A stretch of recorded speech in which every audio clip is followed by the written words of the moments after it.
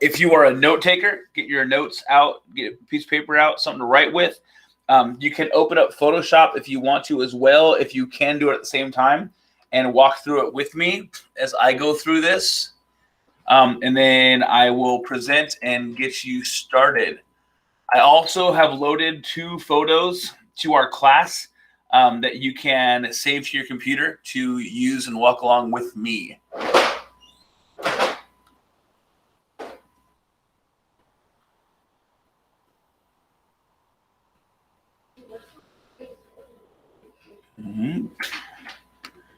Sorry, I gotta close the window.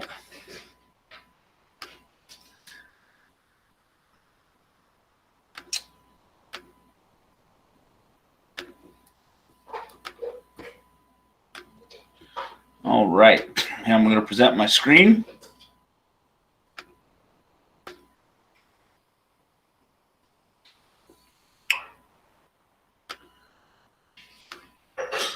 So one of the coolest things that I've been able to do in my life was I did a Christmas present one time, and there's this really famous collage that my mom had made, and she made it in like mid to late 70s, and it had family photographs that she had cut out and she had pasted onto this piece of wood, and it was hanging up in my grandparents' house for years and years and years. Well, over years, the pictures faded and they kind of wore down a little bit and just got sun bleached and stuff. And so what I did one year for Christmas was I scanned the image in, because it was about probably 11 by 8 or so. And I scanned the whole thing into my computer, and I went through and I digitally renewed each of the pictures. And I cleaned them up. I cleaned up scratches. I changed the colors. I added color to it. And I printed out a version of each one of them, put it in a frame, and gave it to everybody in the family. And they were all like super excited. So we're going to kind of go through some of that same stuff. Okay. So here we go. There's 2 pictures here. One of them is in color. The other one is in black and white. Okay. The first one we go over in color is I'm going to teach you how to mess with what we call levels. And the levels will adjust the red, green, and the blue balance in our image to balance it out. Okay, so we've done some play with RGB in the past, but what we're going to do is we're going to adjust the levels. And the levels will help this photograph look newer or like it originally should have. We will talk about patching up some things too, but there's not a lot of patching. This is more of a color correction. On this one, we're going to talk about color correction. We're going to talk about softening a bit, and then we're going to talk about cleaning up all of the scratches and the messes and the background and stuff like that. Okay, so both of them are definitely within your wheelhouse. It's a question if you know how to actually utilize them yet. Okay, so the first one we'll go through is right here in our in this color photo. So like I said before, obviously these colors are off. We know that there's going to be some greens, some yellows, some blues, and we have color information there. So we should be able to adjust the colors in this specific one based off of the levels. On this one, we can't, because it's just black and white. So we can't necessarily go through and we might not be able to go through and add colors to it. You can later, but not with what we're doing today. This one we already have colors to work with. So what I'm going to do is I'm going to go to Image. From Image, I'm going to go to Adjustments. And then I'm going to go over here to where it says Levels. Now, anytime you're doing this, anytime you're going to adjust an actual image, so image and adjustments, you're going like to black and white, or you're going to mess with the hue and saturation, or you want to play around with shadows and highlights and a whole bunch of other photo manipulating things here.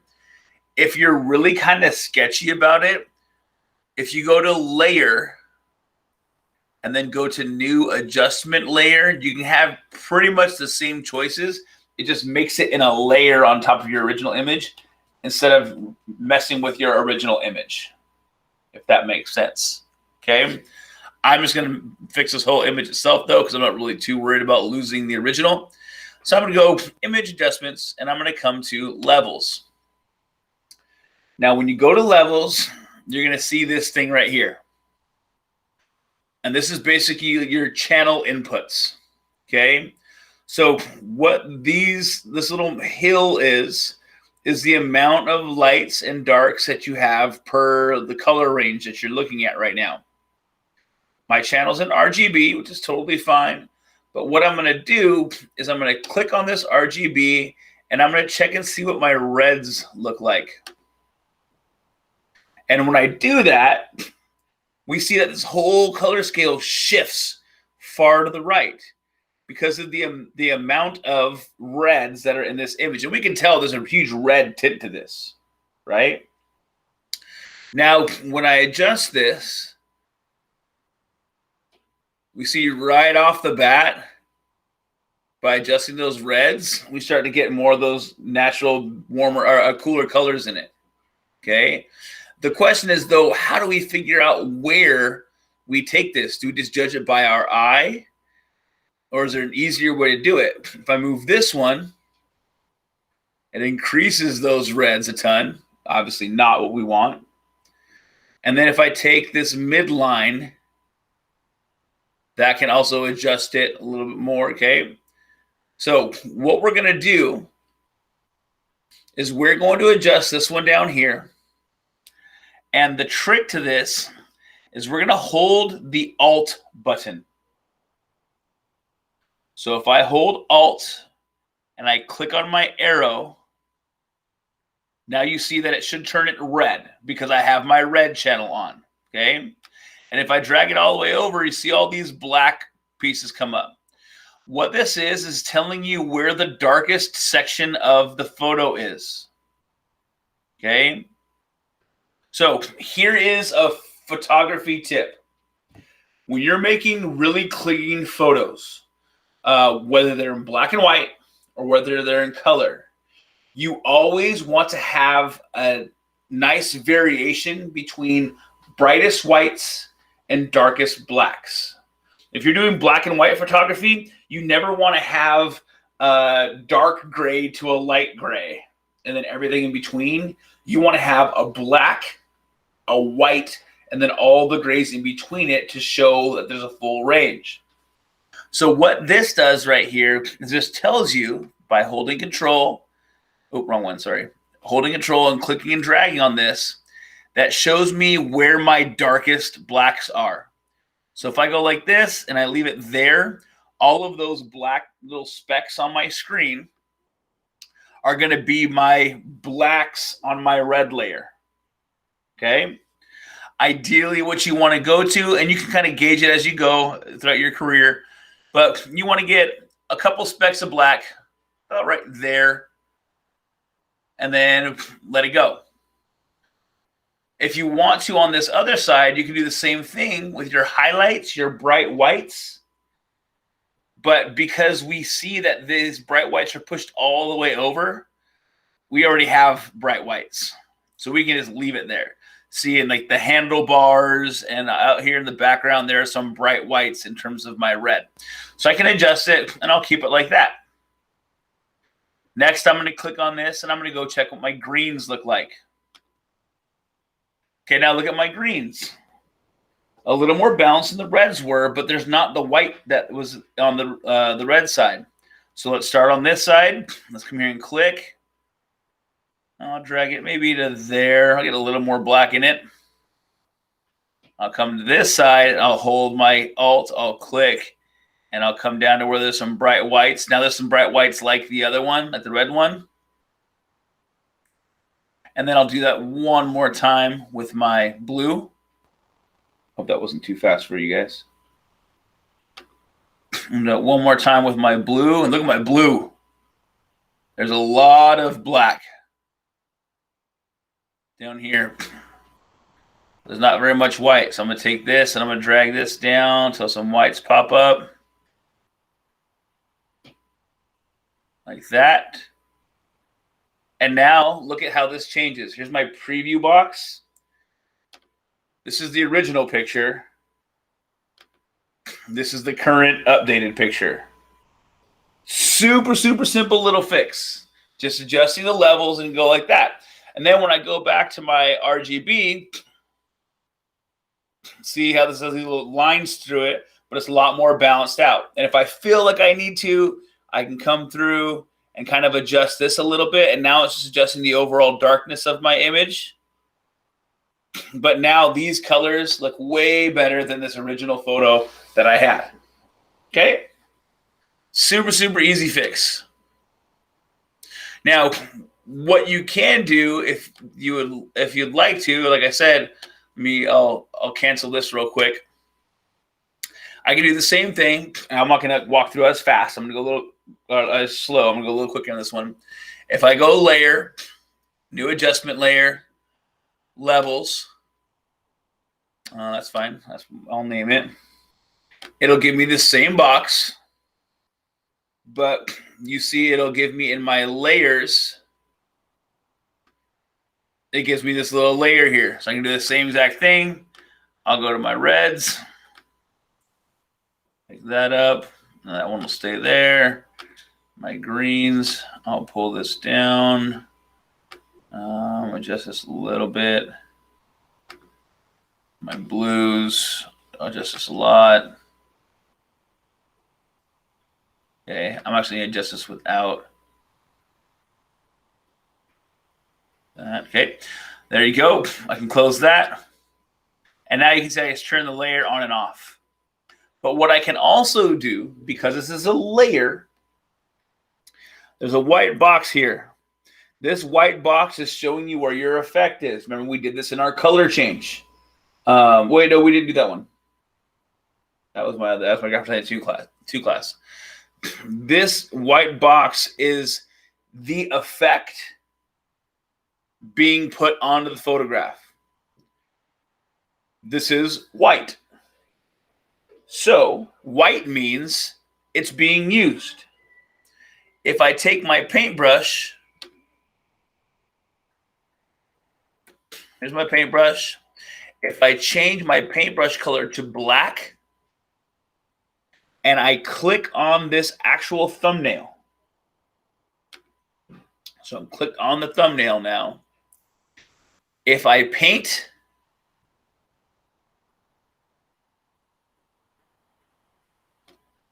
look at my thumbnail. See how it's black? Well, what has happened now is I've basically painted away where I want it to be used.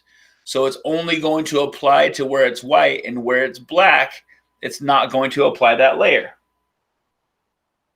That makes sense, or does that burn your brain? Okay, let me undo that then.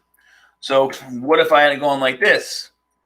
I'm going to take my paintbrush, I'm going to make this entire thing, let's see my brush edge hard. I'm going to take this entire thing and make it old, so there's no effect. And then I'm going to jump back around, take my hardness down a little bit. I'm going to make this white. And now you basically have built a paintbrush that paints the color effect that you just made. You look over at my thumbnail, see how it's starting to turn white where I'm coloring. Now, I wouldn't necessarily do this on this project, but there may be a photo that you find where the coloration is so off that you have to tweak one space a little bit more than the rest of it. It's not one even flow, like one space where you really, really red. So I can do this, and then I can evenly adjust it based off of wherever I need it to be. Does that make sense? At least those of you with the cameras on, give me a nod or a shake. Okay, cool. Cool. So again, pretty straightforward. It's really fun to do with family photos. I have a lot of old family photos that I want to scan. And my grandmother last September during our class passed away.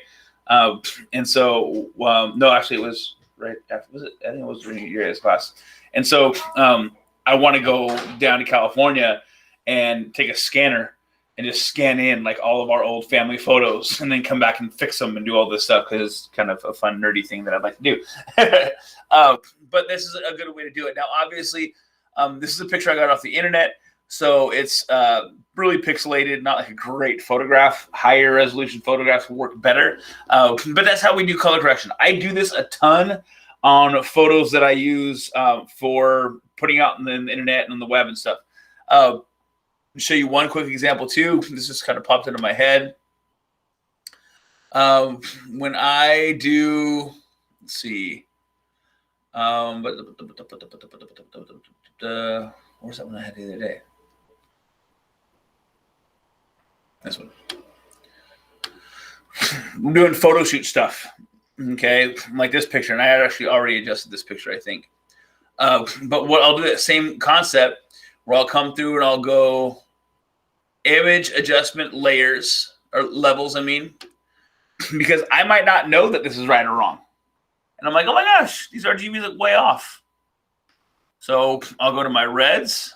Reds are really, really low. So let me check this. Okay, there's some really bright. So what this tells me is there are some really, really bright whites. Those really bright whites are like right here and in those. But the rest of it's kind of dark. So let me see how this adjusts. I'll go like this. So now, see there's some white in the outside of the jersey a little bit. And like on his face. So I'll kind of leave it at that. And then let's see what this side looks like. The darks down the black pants. So I'll go like maybe there. Okay, there's my red. I shouldn't have a lot of greens and blues just because there's not a lot of that in this. Right there.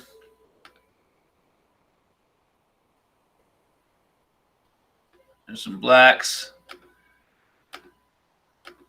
My blue. There. Come here. Okay. Now, when I go between the two, see, it's just a little bit brighter. Okay. And then I can say, okay, well, I want to use that or I don't. I would like to use that because I want to be a little bit lighter tone. It makes it a little more balanced, or what's supposed to be balanced. And then it really whites out the background so I can cut it easily and do stuff like that. So I usually, when I'm doing photograph stuff, I always go to this first. If you go there and it's pretty balanced, don't need to worry about it. But a lot of times, especially if you're getting images off the internet that you're going to work with, you're going to want to come here and try to balance it out a little bit. Okay? Any questions you guys have with the stuff that I just covered? Cool. Straightforward. All right. This one's a little more touchy. Okay? So with this image, it's grainy and stuff like that. But the biggest issue is all these little scratches and stuff everywhere. Now, we cannot just color replace, especially because of how grainy the original photograph is and how many different textures there are in the background. So there's a couple tools that we're going to use. What I mean with color replace, we can't just go, where did you go? Eyedropper. We can't go eyedropper, click here, grab my paintbrush, and then I'm going to paint that same gray over here. Because you now see we have a solid gray instead of the kind of textured gray that we had before. This is the lazy way to do it. And then what ends up happening is I have all these little gray spots everywhere, right? So we definitely don't want to do that. The most functional way to do this would be to use our content-aware fill. Okay? If you think back to Graphic Design 2, when we did our 3D posters, remember we selected we selected our image that we wanted to make 3D. We expanded it, did the content-aware fill, and that filled it to get rid of the whole image. Okay? So what I mean by that is if we have this chunk right here, I can just take my lasso tool. I'm on my background layer. I will draw around my white chunk. I'll make it a selection. I will go to Edit, content aware fill. Oh, no, I don't want to do that one. Never mind, cancel. You can do that, but that scares me. Instead, I'll go edit fill. It'll say content aware as my default. So edit fill, then go to content aware and press OK.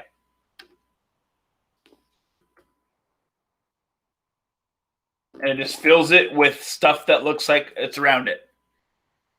Same thing right here. I'll go like this. Edit, fill, content aware, boom, deselect, it's gone. Okay, super, super easy way to do that. Now, there's going to be some issues, though, like this big stretch right here. It's kind of like a scratch around the whole thing.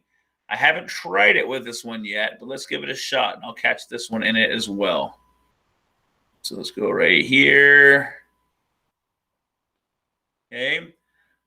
Edit, fill, content aware. Worked all right. It's a little blurry in there. But if I didn't do the work, I don't know if I'd be able to catch it. I think somebody just kind of glancing at it wouldn't be able to say, hey, there's a blur mark right here. Okay. This is where it can become problematic because the scratch is over a transition. Same thing with this spot up in the hair or maybe some other spots in the background.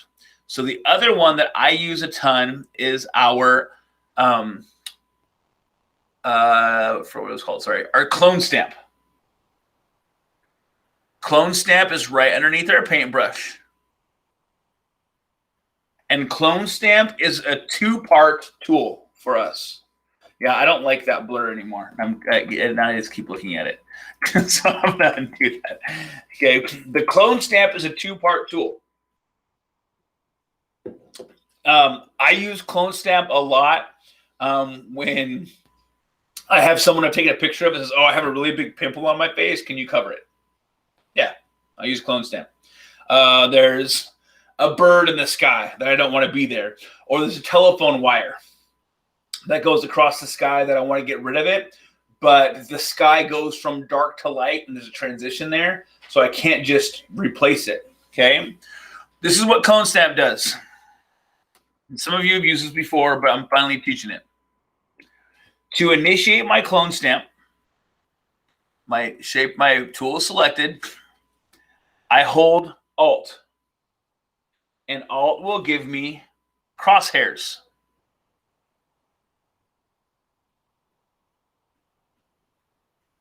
So again, to initiate my tool, I hold Alt. So I'm going to click right here in the middle of his eyeball. And I'm going to click on it. Now it is set. And then what's going to happen is wherever I decide to click next, maybe over here, watch me click and hold. Now, as I'm holding, if you look back at the original eye, you see that little crosshair, the little plus sign. So as I move my mouse, my cursor, it's going to show where the original space is. And it's going to take whatever was there and move it. If I go down to the nose, that cursor is going to move down to the nose. I can go over to the ear. And eventually, if I go all the way back here, I'm going to paint over it with what's up to the right-hand side. There's the edge of my image. So there's no more information, and it'll do that. Okay? So what if I go like this? Alt, click.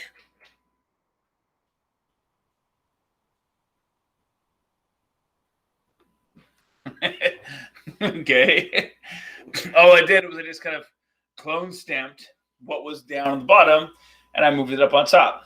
You can do some weird, funny things. Here's the actual application for it and how we should use it. Like I said before, it's hard right here because of this angle. So what I can do is I can take my clone stamp, make this a little bit smaller. I will get my crosshairs and I will target it directly on this line. Okay, I've clicked, so I've set it, And now when I come up this direction, you see I can take that line and continue it up. And now when I click and I drag, I can color over that, and it keeps that same edge for me. Now, obviously, I don't want to keep going this direction because now I'm going to take away from that neckline, okay? But I can use it like that. Same thing up here with this hairline, okay? I'll hold Alt. I'll set the hairline down here, and I'll come down here. I'll click a couple times.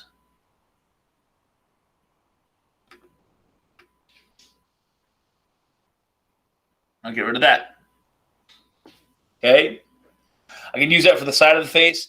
And again, the reason I would like to use it here is because there's this kind of dark to light transition that I want to make sure that I utilize. So what I'll do here, and how it'll be a little bit different, I'm going to set my clone stamp right here. But because there's a vertical kind of value change, I'm going to go straight up from that where I set it. Now I click and it sets my point, and then I'm just going to drag. And now it's darker over there. It's lighter over here. And I can even take this all the way over this way.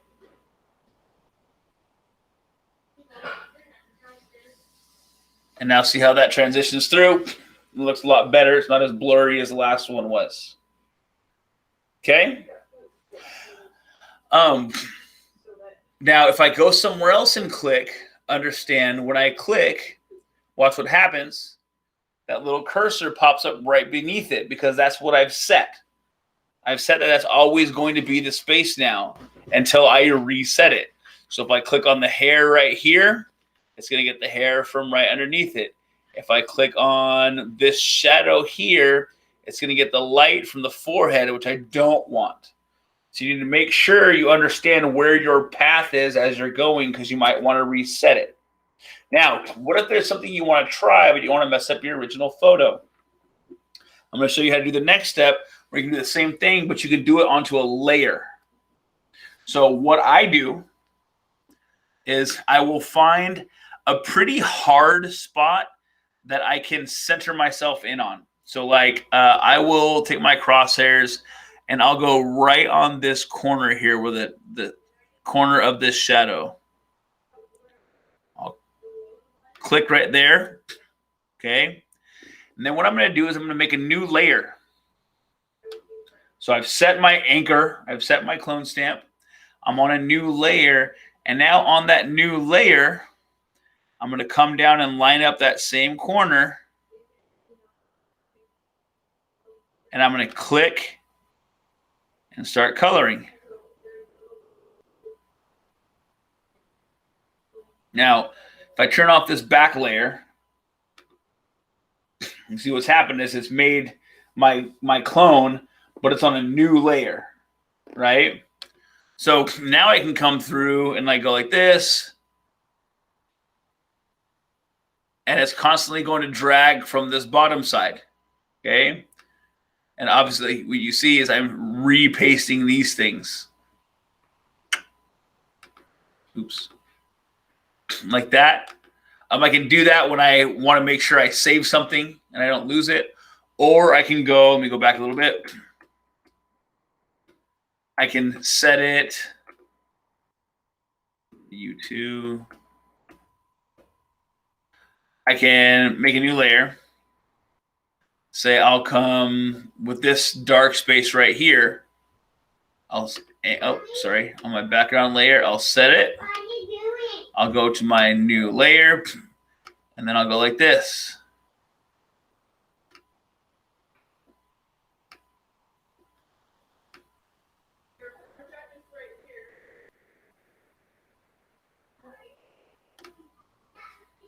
Okay, I'm kind of getting some of these things cleaned up. And then you see if I turn this layer off, all those dots come back because I'm creating these fixes on this new layer. So it kind of allows you to be able to try it out and then see if you want to keep it or not. The problem is where this can be problematic. Understand that my anchor is right to the right of this, as you can see. Okay. So if I go like this and I cover this space up, see that black space I've covered? And then I click down here and I cover this up. On the original image, that black space is still there, right? If I turn this layer off, the original image I'm tracing from, that black space is still there. So as I come to cover this up and I move up, that black space is still there. I'll still put it on my new piece. Okay. So if you feel pretty confident about it and you don't want to use that, that's the perk about just going on the one image itself. Is if I set I'll set it down here. If I set this down here and I go on this big chunk, if I keep holding it and I keep going up and I keep going up, I'm going to replace that big chunk because that's what the original image is. If I go like this and I erase this and then I release, now when I move up, that big chunk is officially gone and I won't keep repeating it. I just need to let go and then replace. Now, here's one other funny thing that starts happening. If you get a little too crazy with this, you got to keep this in mind. You might have something small like this little black piece right here. So watch. Say there's a white piece that I erase there. And I let go of the mouse, and then I erase this white piece right here. And then I erase this white piece right here. And then I erase this white piece that's up here. What ends up happening is, see, you have this little like glitch of this little dark piece that I didn't even recognize was there. But now that there's 5 of them in a row, I'm like, dang it. And so now I got to go reset. Then I got to get rid of this one here. And then I'm going to sample from another space. And do that. And I'm going to resample from this space. So that's kind of how I can go back and blend them in using different places, okay? You want to limit this and you want to not use it as much as you can. Try not to use it because the more you use it, it starts getting really foggy. It starts looking really blended. And it's like super like cleaned up. If you want it to be super successful, what you need to do is be able to fix it up and have someone look at it and be like, hey, look at this photo. And they're like, oh, cool. It's an old black and white photo. And they don't look at it and say, oh, that's a black and white photo that someone's fixed. You know, you don't want to be able to see it. That's where the artistic nature of this comes into play. Okay. So we have our content aware fill and we have our clone stamp. The last thing, and I'm not going to do the whole thing, but say I clean like all this stuff up, right? What I'll do is I'll come to my image adjustments and levels. And I'm in a gray channel because it's black and white. I'll come here. I'll click and try to find my blacks. I'll come here. I'll click and try to find my full whites. Even that looks better. A little more contrast. I can adjust it here too if I would like to. And then once I get it where I want it to, I'm done. I'm ready to turn it in. Okay? So, questions on the cleanup aspects. Remember, it's a grainy photo. You don't want to go smoothing everything out. Leave it as a grainy photo. That's what a lot of those old black and white photos are like, okay? So, we're going to have a test day. Like a practice period. Today and tomorrow, we're just going to work through these photos. I have them both on the site for you. You should be able to download them and work on them. I'll post a turn-in folder, but I want you to play with them. Don't add eyeballs and crazy bright colors and stuff. Actually make them look like professional-looking nice photos. You should all have very similar products when we finish, but that's what we will do for the next 2 days. And then next week, we'll get into you trying to find some photos to bring in that you're going to adjust. Whether they're family photos that you're going to scan in, or whether there's something that you find will turn into your first photo, like we did the tutorial. You'll show me your first photo, and then you'll fix it, and then we'll have a side-by-side comparison that we'll show. Sound good?